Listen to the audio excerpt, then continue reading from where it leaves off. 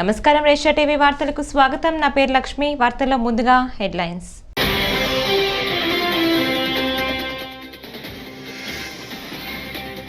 ఇంద్రకీలాద్రిపై వైభవంగా ప్రారంభమైన శ్రీదేవి శరన్నవరాత్రి ఉత్సవాలు.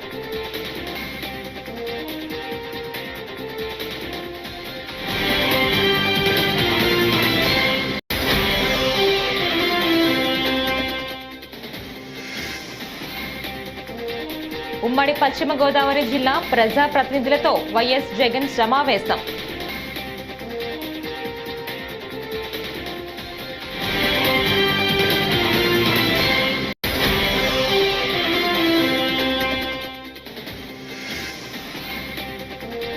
ఆ కుటుంబం పెట్టిన పోస్టు చూసి చాలా బాధపడ్డా. నా ఉద్దేశం అది కాదు. మంత్రి కొండ సురేఖ.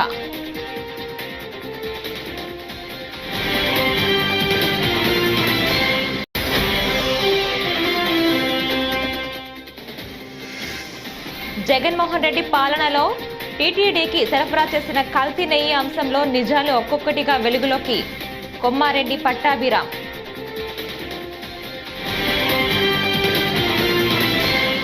ఇక డీటెయిల్స్ చూస్తే ఉమ్మడి పశ్చిమ గోదావరి జిల్లా ప్రజా ప్రతినిధులలో వైఎస్ఆర్సీపీ అధ్యక్షులు మాజీ ముఖ్యమంత్రి వైఎస్ జగన్మోహన్ రెడ్డి సమావేశమయ్యారు.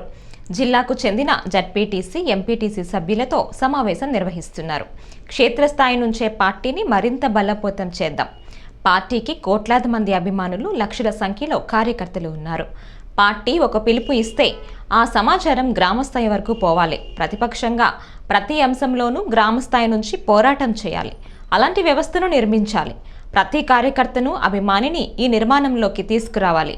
మనమందరం కలిసికట్టుగా పార్టీని మరింత పటిష్టం చేసుకుందామని వైఎస్ జగన్మోహన్ రెడ్డి పిలుపునిచ్చారు. ఒకవైపున ఇచ్చిన వాగ్దానాలు ఏవి కూడా అమలు కాకపోగా, మరోవైపున పూర్తిగా చదువులైతే పూర్తిగా దెబ్బతిన్న పరిస్థితులు కనిపిస్తూ ఉన్నాయి. విద్యా దీవెన పోయింది, వసతి దీవెన పోయింది, పిల్లలకు ఫీజు రీయింబర్స్మెంట్ కూడా అందని పరిస్థితి లేకపోతుంది. ఇంగ్లీష్ మీడియం చదువులు అటకెక్కాయి. టోఫుల్ అన్నది గాలికి ఎగిరిపోయింది. గోరుముద్ద అన్నది రోజుకొక మెనూతో పెట్టే పరిస్థితి నుంచి ఈరోజు అలాంటి గోరుముద్ద అనే కార్యక్రమం కూడా నీరుగార్చే పరిస్థితి లేకపోయింది. వైద్య రంగం తీసుకున్న అదే పరిస్థితి. ఆరోగ్య ఆసరా అటకెక్కింది. అన్ని వైద్య రంగంలో కూడా అదే మాదిరిగానే జరుగుతూ ఉన్నాం. వ్యవసాయం నేను చెప్పాల్సిన పనుల పెట్టుబడి సహాయం దేవుడు ఎరుగు, ఉచిత ఇన్సూరెన్స్ ఎగిరిపోయింది, పెట్టుబడి సహాయం పోయింది, ఈ క్రాప్ కూడా సరిగ్గా చేయలేని పరిస్థితులు కనిపిస్తూ ఉన్నాయి.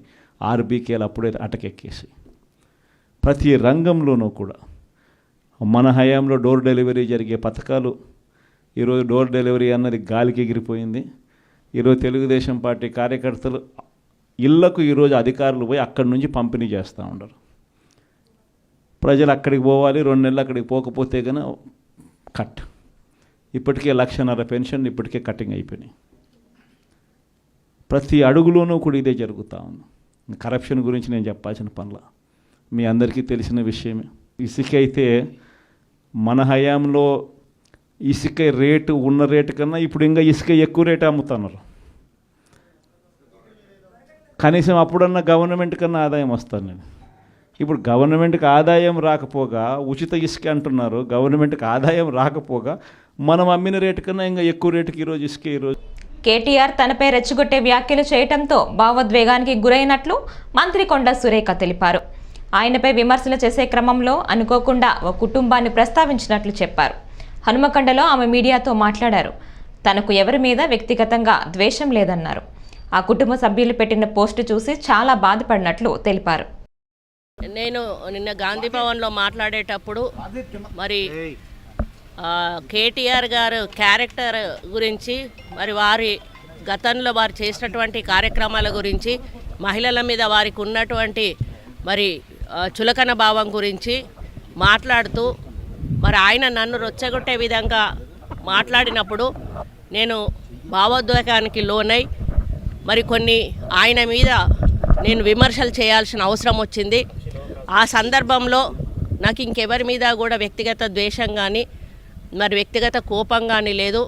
అనుకోని ఆ సందర్భంలో ఒక కుటుంబం మాట నేను తీయడం ఏదైతే ఉందో అది అనుకోకుండా నా నోటి నుంచి జరగడం జరిగింది.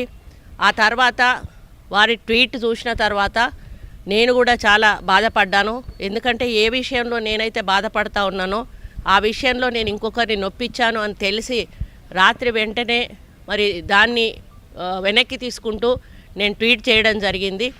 కాబట్టి నాకు జరిగిన అవమానం, నేను పడ్డ బాధ ఇంకొకరు పడకూడదు అనేటువంటి ఒక ఆలోచనతోటి నేను బేషరతుగా దాన్ని వెనక్కి తీసుకోవడం జరిగింది. కానీ కేటీఆర్ విషయంలో మాత్రం తగ్గేది లేదు. ఆయన తప్పనిసరిగా క్షమాపణ చెప్పాల్సిన అవసరం ఉంది. ఆయనే చేసేదంతా చేసి ఈరోజు నన్ను క్షమాపణ చెప్పాలి అని డిమాండ్ చేయడం ఏదైతే ఉందో, మరి దొంగ దొంగ అని తనే దొంగ అని అరిచినట్టుగా ఉంది. ఆ విషయంలో మాత్రం ఎట్టి పరిస్థితుల్లో కూడా వెనక్కి తగ్గేది లేదు. దానికి ఎట్లా పోవాలో మేము లీగల్గా ప్రొసీడ్ అవుతామండి. కనకదుర్గమ్మ కొలువైన బెజవాడ ఇంద్రకీలాద్రిపై దసరా శరన్నవరాత్రి ఉత్సవాలు వైభవంగా ప్రారంభమయ్యాయి. వేకువజామునే జగన్మాతకు స్వప్నాభిషేకం, ఇతర పూజలు నిర్వహించారు. ఉదయం 9 గంటల నుంచి అమ్మవారు బాలా త్రిపుర సుందరీదేవి అలంకారంలో భక్తులకు దర్శనమిచ్చారు. ఈ రోజు నుంచి 12వ తేదీ వరకు రోజుకో అలంకారంలో దుర్గమ్మ భక్తులకు అనుగ్రహిస్తారు. భక్తులు కొంగు బంగారంగా పేరొందిన జగజ్జనని దర్శనానికి భక్తులు విశేషంగా తరలి వస్తున్నారు. దీంతో ఆలయం పరిసర ప్రాంతాలు భక్తులతో సందడిగా మారాయి. దసరా ఉత్సవాల వేళ అంతరాలయ దర్శనాలను నిలిపివేశారు.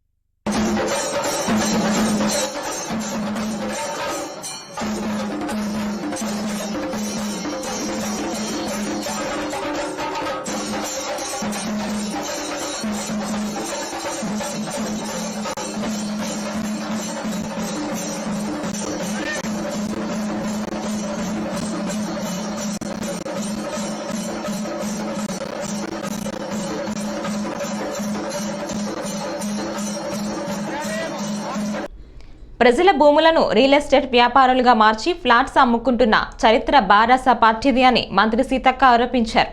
రాహుల్ గాంధీ కుటుంబం త్యాగం, కష్టం, నిజాయితీ ముందు నువ్వెంత అని కేటీఆర్ను ఆమె ప్రశ్నించారు. నెక్లెస్ రోడ్లు నిర్వహించిన బతుకమ్మ సంబరాల్లో ఆమె పాల్గొని మీడియాతో మాట్లాడారు. రాహుల్ గాంధీని విమర్శించే స్థాయి కేటీఆర్కు లేదన్నారు. సినీ నటులపై మంత్రి కొండ సురేఖ చేసిన వ్యాఖ్యలపైన సీతక్క స్పందించారు. సినీ నటులకు తాము వ్యతిరేకం కాదన్నారు. పని కట్టుకొని సినిమా వాళ్ళ గురించి తాము మాట్లాడలేదని స్పష్టం చేశారు. కష్టము, ఆయన యొక్క నిజాయితీ నీకు రాదు. నువ్వు ఆయన అట్లా అంటే నువ్వు అంత దూరం ఏదో ఎదిగినట్టు అనుకుంటావేమో, కానీ ఆయన ఆ స్థాయి లేదు. కాబట్టి నేను ఇక్కడ ఎవరు పట్టించుకుంటలేరు కాబట్టి మాటకు అక్కడ అదే దురహంకార మాటలు. అంటే తెలంగాణలో ఒక దుర్భాష మాట్లాడే కుటుంబం ఏదైతుందో అది కేసీఆర్ కుటుంబము. మనకు తెలుసు. మరి గతంలో తిట్టిర్రు. ఇట్లాంటి భాషలు కూడా అనేకం వాడినటువంటి వాళ్ళు అట్లా ఎట్లా పడితే అట్లా మాట్లాడి ఇవాళ వాళ్ళు ఒక బూతులకు బ్రాండ్ అంబాసిడర్గా, కేర్ ఆఫ్ అడ్రస్గా వాళ్ళు ఉన్నారు. కాబట్టి ఈ పద్ధతి మార్చుకొని ఆడకూతులను గౌరవించండి. మొదటి దశ 5 ఏళ్లలో ఎట్లాగో ఒక మహిళకు కూడా మంత్రి ఇయ్యలే.